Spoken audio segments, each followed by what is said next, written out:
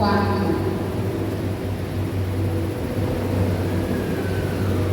Na luta contra o pecado, vocês ainda não resistiram a tal ponto de derramar o próprio sangue. Pai, em nome de Jesus, te louvo, Senhor, por mais esta oportunidade, por esta honra de ministrar a tua palavra, Senhor. Peço mais uma vez, dá-me graça, Senhor, para ministrar a tua palavra da forma que o Senhor deseja, de forma fiel àquilo que o Senhor já determinou para nós nesta manhã. Que a tua palavra, Senhor, encontre solos férteis para gerar frutos em nossas vidas, Senhor. Eu te louvo e te agradeço mais uma vez em nome de Jesus. Amém. Pode se sentar. O tema desta manhã é: lute como quem deseja vencer. E eu coloquei este tema porque depois de algum tempo ouvindo do Senhor, eu cheguei a uma conclusão de que a grande verdade é que nós lutamos contra o pecado, mas sem realmente desejar vencê-lo. Sabe como é que é isso? A gente simula, a gente finge que está sofrendo, desejando verdadeiramente vencer. Na verdade, a gente está fugindo, tentando nos convencer. Eu realmente quero vencer, Senhor, eu não estou resistindo. Senhor, me perdoe, porque eu não resisti, eu não consegui, foi mais forte do que eu. E a verdade é que nós não lutamos coisa nenhuma. A gente faz isso para ter aquela consciência mais tranquila de poder pedir perdão, de poder dizer: Senhor, me perdoe. Porque se nós formos ser sinceros, dizer: Senhor, eu pequei, eu quis, eu nem tentei, aí como é que a gente pede perdão? Então, para nós podermos chegar diante dele em consciência tranquila, a gente simula um sofrimento, uma luta, para poder dizer que lutou. E aí perceba que Paulo, na verdade, cogita-se aí que foi Paulo, mas o autor de Hebreus, ele diz: vocês ainda não resistiram. Ele não está perguntando: você já resistiu até derramar o seu sangue? Ele está afirmando: vocês ainda não resistiram ao ponto de derramar o seu sangue. E aqui ele está fazendo uma referência a Cristo, que no Getsemane, Jesus ali, em grande aflição, angústia, humano, vendo o seu sofrimento, desejando fugir, pensando: eu poderia fugir daqui, não precisaria sofrer nada disso. Ele diz ao Pai: Pai, se possível for, afasta de mim esse cálice. Ele está desejando: Senhor, me tira dessa situação, me impede de sofrer essa dor. Mas ele diz: seja como tu queres. Ou seja, ele nega a sua própria vontade e se submete à vontade do Pai. Tamanha foi a sua resistência à sua própria vontade que ele suou sangue. E aqui o autor está fazendo uma referência a isso, a tamanha resistência a si mesmo, ao negar a si mesmo ao ponto de suar sangue, derramar o próprio sangue. Você pode verdadeiramente dizer que lutando contra si mesmo, contra a sua vontade, já chegou ao ponto de derramar seu próprio sangue? Não podemos. Essa é a verdade. Alguns anos atrás, eu precisei reconhecer isso. Após pecar outra vez, a mesma coisa, eu tive que reconhecer: Senhor, a verdade é que eu nem lutei. Não, nem lutei, Senhor. Eu fiz um pingo de esforço. Pequei porque quis, simulei diante de ti que eu estava sofrendo, tentando lutar, e a verdade é: eu nem tentei. Eu não fiz esforço algum. Eu vi a reclamação e eu fui de contra ela, porque eu a quis. Mas se o Senhor não me ajudar, se o Senhor não me perdoar, ai de mim. A quem eu vou recorrer? Terrível coisa é cair nas mãos do Senhor. Se eu estiver na mão de qualquer outra pessoa, Deus, o Senhor me livra. Mas nas tuas, quem pode me livrar? O meu arrependimento diante de Deus foi justamente por não lutar. Por ver que, sabendo eu que Ele pagou alto preço por mim, eu sequer me esforcei para ser santo diante dele. Nós estamos fazendo isso. Você imagina, de verdade, como seria uma luta interna para não pecar ao ponto de derramar seu sangue? Quão grande seria a sua luta contra você mesmo, contra o seu desejo, contra a sua vontade?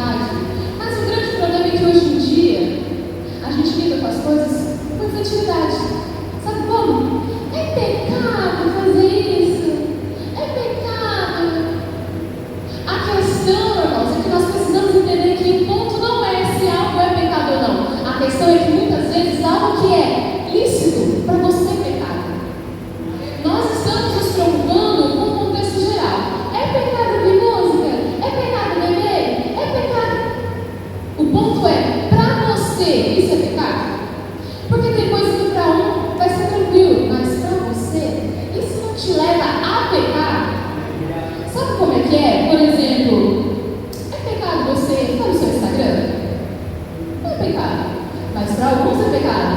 Por quê? Alguns têm vícios. Pornografia. Aí você sabe o que é o termo soft porn? É as mulheres dançando no seu Instagram com roupas sensuais. Para você é pecado, porque você vai pecar diante disso. Talvez você tenha um problema com a fofoca. Para você, o seu Instagram vai ser pecado, porque você vai ficar lá vendo a vida de todo mundo, comentando o que todo mundo está fazendo, falando mal de todo mundo. Para você pode ser pecado, porque você vai estar lá invejando a vida de todo mundo. Olha só que o povo está conquistando. Ai, tá vendo, Deus? O Senhor dá para ele, fica lá no pecado. Semana passada estava lá postando que estava não sei aonde, com não sei quem, e agora o Senhor está passeando. Para você é pecado. Para todo mundo? Não é. Mas para você se tornou. E aí você está resistindo ao seu pecado, ao ponto de derramar o próprio sangue, a sua luta interna, com o desejo verdadeiro, Senhor, eu não quero pecar contra ti. É ao ponto de você lutar contra si mesmo. De verdade. Na verdade, a nossa luta, ela não começa diante da tentação. A nossa luta, ela começa bem antes. Mateus 18, 8 e 9.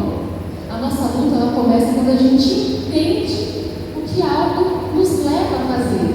Se eu entendo que essa situação, que este momento, que essa pessoa me leva a pecar, a minha luta começa ali.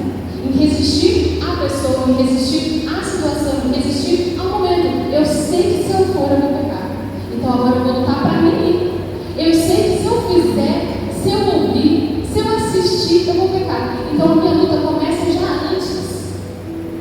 18, 8 e 9.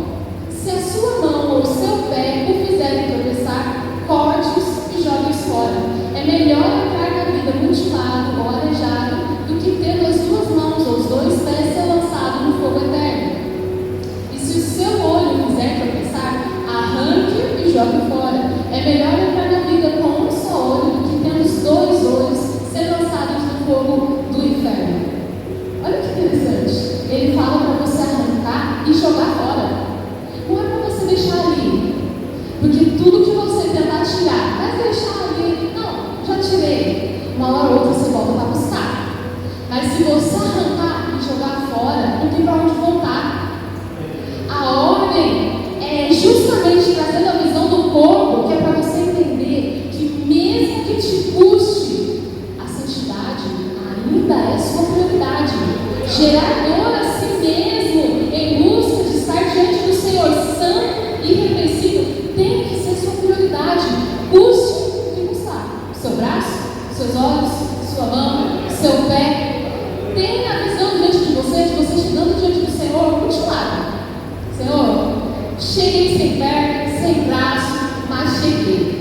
Eu lutei, Senhor. Eu resisti, eu derramei o próprio sangue, cheguei aqui sem nada. Mas eu cheguei. Do que você se esforçando por chegar inteiro, tem que chegar. Imagine você viver a vida pensando, mas o Senhor quer que eu seja feliz. Ele não quer que eu chegue lá sem mãos, sem os pés. O Senhor não deseja o meu sofrimento. Você nem chegar diante dele. Apartai-vos de mim, vós que eu nem conheço. É melhor você ouvir o Senhor dizer a você: benditos de meu Pai, vinde a mim e possuí por herança o reino que vos está preparado desde a fundação do mundo. E ele vai falar: meu filho, como é que você chegou? Cadê o restante do corpo? Mas você chegou. Perceba que a visão que nos é dada aqui pelo Senhor de chegar lá mutilado é a mesma anterior do autor de Hebreus, que ele disse que derramar o próprio sangue. Nunca vai ser falado para você da sua luta do pecado de forma: não, querido, o Senhor compreende você, está tudo bem, Ele sabe, Ele passou as mesmas aflições, Ele te dá a graça. Pelo contrário, o Senhor vai sempre te dizer: lute, resista, lute contra você mesmo, derrame o seu sangue, arranque o seu corpo se necessário for, mas seja santo como santo é o seu Pai. Se Ele é santo, Ele não aceitará nada a menos inferior ou de forma alguma que não seja aquilo que Ele pediu. O problema é que nós estamos querendo viver uma vida maravilhosa, mas não queremos viver a vida que Ele nos pede. E a vida que Ele nos pede é essa. No mutilando e derramando o próprio sangue. Há situações nas quais nós mesmos nos colocamos que para nós nos conduzem ao pecado, que para nós não são convenientes. Tudo me é lícito, mas nem tudo me convém. Tudo me é permitido, mas eu não deixarei que nada me domine. O que é isso? Eu gosto. E eu sei que é pecado, mas eu sei que quando eu vou, eu peco. Não me convém. Então, na luta contra o meu pecado, eu vou ter que arrancar. Arrancar e lançar fora, longe do meu alcance, um possível que eu volte para buscar. Eu me livrei. Há situações onde você vai pensar que está tranquilo, está tudo bem. É só um filme, gente, qual é o problema? Deus não condena os filmes, Deus não condena as músicas, Deus não condena a alegria. Eu posso dançar, eu posso fazer o que eu quiser. Deus me chamou para a liberdade. Porém, avalie-se a si mesmo nessa sua liberdade, nesse tudo posso. Você não está sendo levado ao pecado? Tem muitas coisas que hoje em dia nos levam ao pecado, mesmo sendo elas permitidas. Se é necessário deixar de ir, deixar de fazer, se apartar de pessoas, faça. Porque a nossa recompensa, neste caso, não é aqui. Aqui você vai viver uma vida de constante luta, derramamento de sangue, guerra contra si mesmo, porque infelizmente aqui nós vamos estar em constante encontro e confronto com o nosso pecado. Os nossos desejos naturais a nós, eles estão em nós e nós vamos viver todos os dias nos deparando com eles. Outra vez a mesma situação, e vai você outra vez lutar contra a mesma situação, ainda que seja prevendo ela. Eu já sei. Toda vez eu vejo essa situação, eu vejo esse filme, eu vejo esse momento, eu estou com essa pessoa, eu ouço essa música. Sim, tem coisas simples nas nossas vidas que nos levam a pecar. Simples, coisas comuns, que todo mundo faz, e está todo mundo muito bem, mas para você não dá. Para você é necessário parar, arrancar. E aí nós estamos vivendo um momento onde as pessoas querem permitir tudo. Aí você vê alguém lutando contra si mesmo porque ela sabe que aquela situação. Um exemplo, eu vi uma moça dizendo que o Senhor, o Espírito Santo, pediu a ela que parasse de usar certas coisas no cabelo, certos adornos. E todo mundo falando: Deus não está preocupado com o seu cabelo ou com as suas roupas. Deus quer o seu coração. Mas ela sabe que o Espírito pediu para ela, porque aquilo conduz ela ao pecado. Eu não sei qual é o pecado. Será que ela estava cheia de vaidade, luxúria, lascívia? Eu não sei qual é. Mas eu não posso questionar o outro por aquilo que eu julgo ser tudo bem. Para mim é tudo bem. Mas se aquilo leva o outro ao pecado, glória a Deus que ele entendeu e arrancou e lançou fora. E você? O que é que tem te levado a pecar? E você está olhando e falando: mas é tudo bem, Deus não está preocupado com isso. Deus quer a minha coração, Deus quer que eu seja feliz. É banal? É bobagem? Arranca. Glória a Deus que é uma bobagem, mais fácil de você arrancar. O problema mesmo é nós lutarmos com coisas grandes. O problema é que a gente não quer lutar nem contra as pequenas. A gente simula, fala que Deus está tudo bem, a gente finge que está lutando ali, não está lutando coisa nenhuma. Será que realmente estamos desejando a santidade, ver o Senhor? Ou só estamos querendo um afago de dizer que temos uma fé para poder viver a nossa vida da forma que a gente quer? Hebreus 12, verso 1.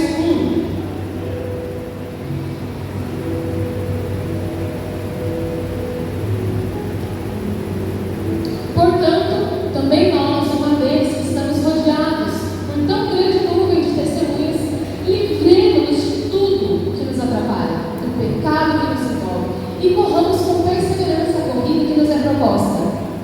Esse primeiro versículo do capítulo 12, ele está falando, logo depois de ter contado vários testemunhos de fé, de grandes homens e mulheres que viveram o exemplo de fé. E aí ele diz: agora que nós temos uma tão grande nuvem de testemunhos de fé, de que viveram, perseveraram, o que é que nós fazemos? Livremos de tudo, eles viveram. Nós também temos que viver. Quanto mais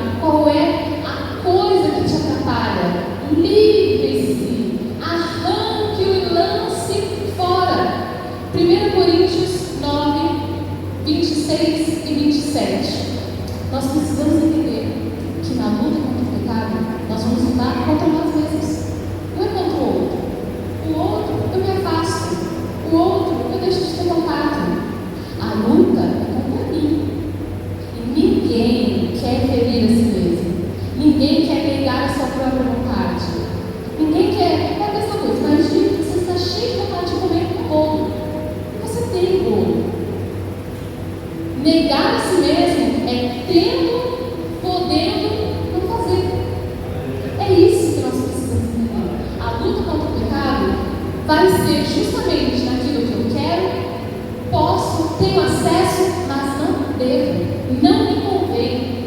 Para mim, se tornou ilícito, porque me afasta de Deus, me impede de estar com Ele, me impede de ser dele.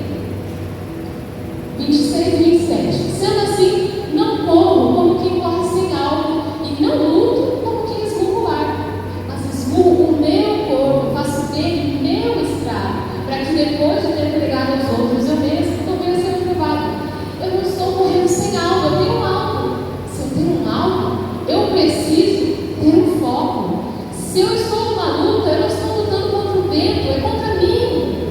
Eu preciso agir como quem realmente deseja vencer. Não lutar como, eu estou lutando contra Deus, mas lutar como alguém que se entendeu. A minha luta é real, e é contra mim.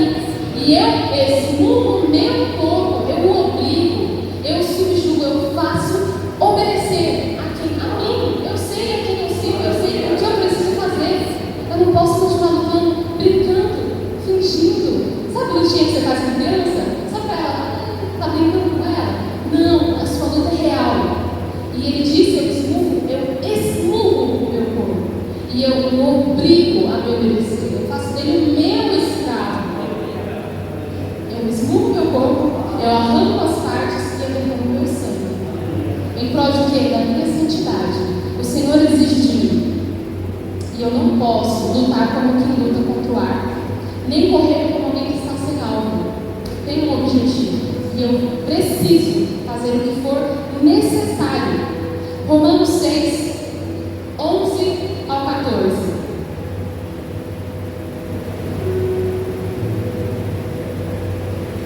Da mesma forma, considerem-se mortos para o pecado, mas vivos para Deus em Cristo Jesus.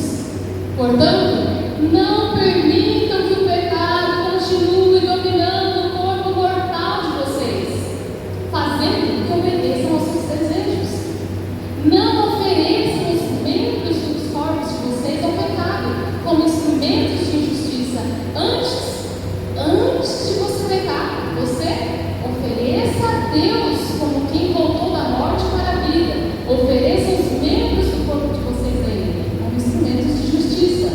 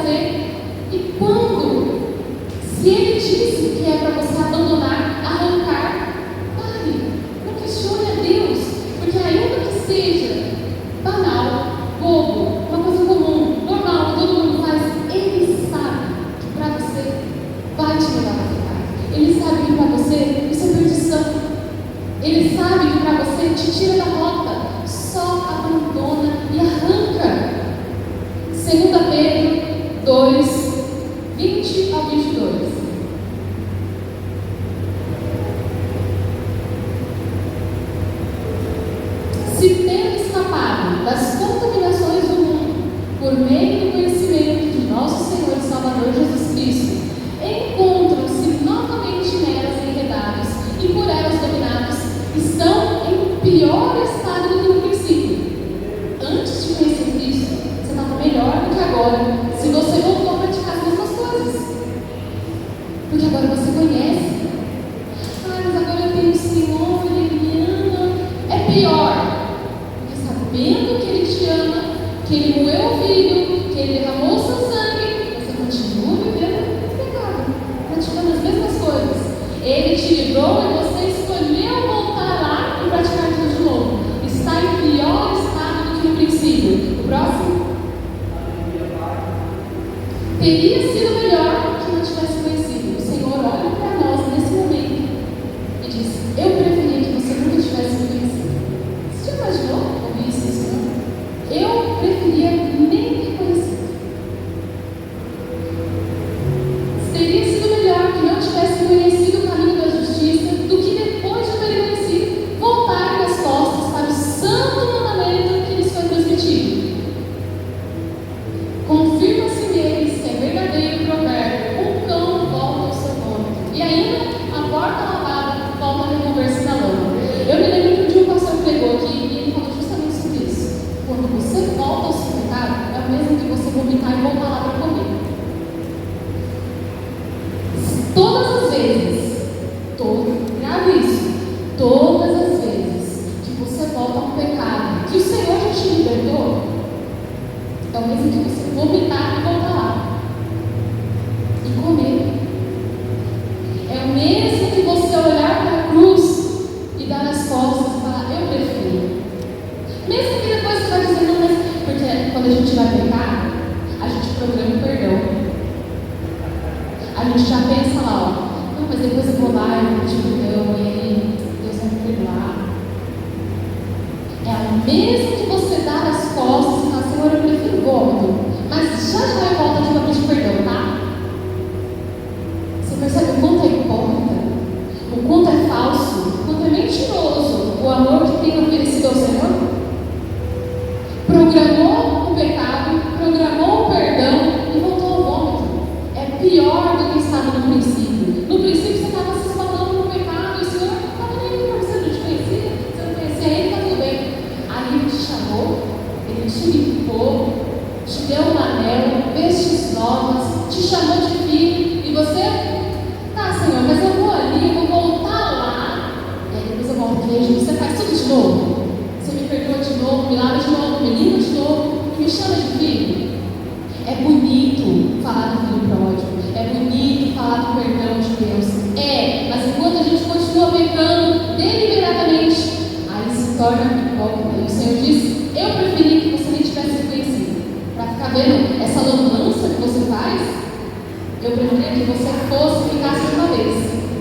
É o amor de Deus. Hebreus 10, 26 ao 31.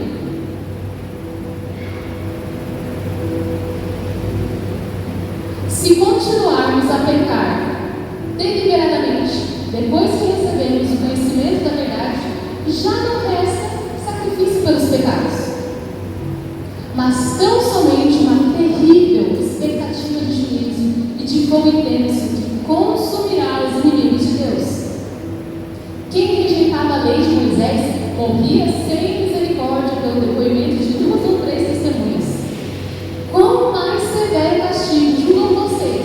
Merece aquele que pisou os pés do Filho de Deus, profanou o sangue da aliança pelo qual ele foi santificado e insultou o Espírito da graça.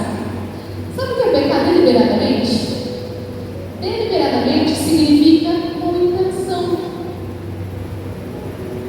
com propósito, com vontade. Se continuamos a pecar com intenção, com vontade, com consciência, não resta perdão. Porque eu acabo de dizer, eu preferia que vocês nem conhecessem. É a mesma coisa que eu te lavar e você voltar lá, é a mesma coisa que você está comendo vômito. Eu te dei graça, perdão, misericórdia, o Filho, e você voltou. Se continuamos a pecar conscientes, depois dele ter feito tudo isso, já não resta perdão. Somente uma terrível expectativa. Ou seja, o entendimento de que agora a mim só resta o juízo de Deus. Percebe como a nós, conhecedores, não é simplesmente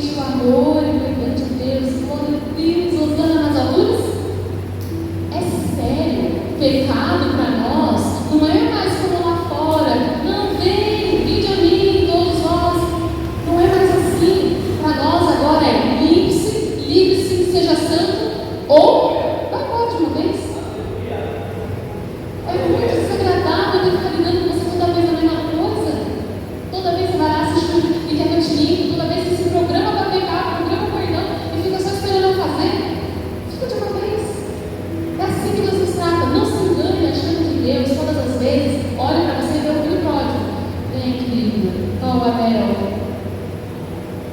Entenda o quão cansativo é o Senhor todas as vezes olhar para você. Poxa, por que, querido? Eu vou ficar todas as vezes te recebendo, perdoando, não resta mais perdão para você. Porque você não se decide. Porque você quer estar lá e acha que eu vou continuar recebendo você aqui. Ou você é daqui ou você é de lá.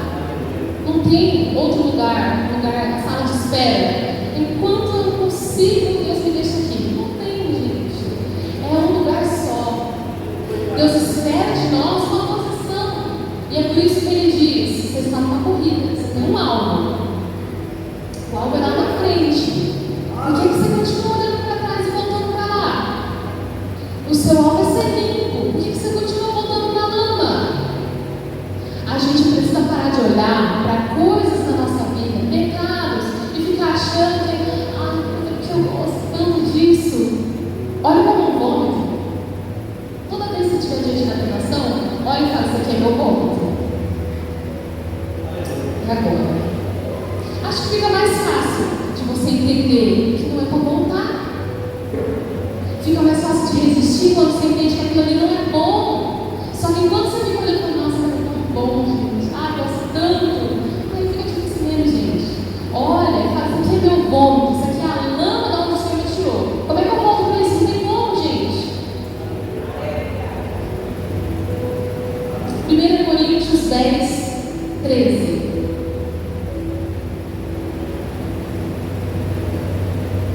Não sobreveio a vocês tentação que não fosse comum aos homens. E Deus é fiel. Ele não permitirá que vocês sejam tentados além do que podem suportar. Não tem como a gente falar que não aguentou. Não sobreveio a vocês tentação que não fosse possível vocês suportar. Mas, quando forem tentados, Ele mesmo providenciará o escape. Deus é tão bom que Ele vê a sua situação diante da tentação e Ele já prevê ali e te dá uma válvula de escape. E Ele diz: eu te dei o escape e não é impossível de você suportar. Aí você vai dar: mas eu não aguentei, eu não resisti. Ele mesmo providenciará um escape para que possam suportar. Não sobreveio a vocês tentação que não fosse comum aos homens. Nada do que você passa é novidade. Ninguém passou por isso. Pelo contrário, todo mundo já passou por todas as coisas e todo mundo já suportou. Não é impossível a você resistir, não é impossível de suportar, porque Ele disse: eu não permitirei você algo que você não possa resistir. Se você não resistiu, é porque você nem tentou. Eu não deixarei que você seja tentado além das suas forças e ainda te darei um escape. E se eu não resistir? É porque você não tentou, você não quis, você não lutou. Você desejou voltar ao vômito e à lama. Um belo exemplo para nós é José. Há momentos, há pecados em nossas vidas dos quais a gente vai resistir. Eu não vou pecar. Eu vou evitar isso. Eu vou resistir a essa vontade. Eu vou negar a mim mesmo. Mas há outros dos quais você tem que fugir. Não dá para você brincar com certas coisas. Não dá para você achar que vai dar certo. José, diante de uma bela mulher, desejando ele. Você acha que era uma mulherzinha qualquer? Feinha, fedorenta, mal vestida? Era uma bela mulher. Esposa de um homem que tinha dinheiro. Ela deveria ter os melhores perfumes, as roupas mais belas, sedutoras, bem arrumada. E ela chega seduzindo ele. Você realmente acha que diante disso José olhou e falou: querida, olha pra minha cara, você acha que eu quero alguma coisa com você? Deixa comigo, resista. José não brincou, ele olhou para essa mulher, tem potencial para me levar. Ele correu, filho, saiu deixando roupa e tudo. Ele não esperou para ver assim: não, vamos ver até onde vai. Ele viu a tentação e correu do lado oposto. É assim que a gente tem que ver. Você sabe que aquilo ali vai te dominar se você ficar? Foge. Você sabe que isso aqui te leva ao pecado? Arranca. Você sabe que esse lugar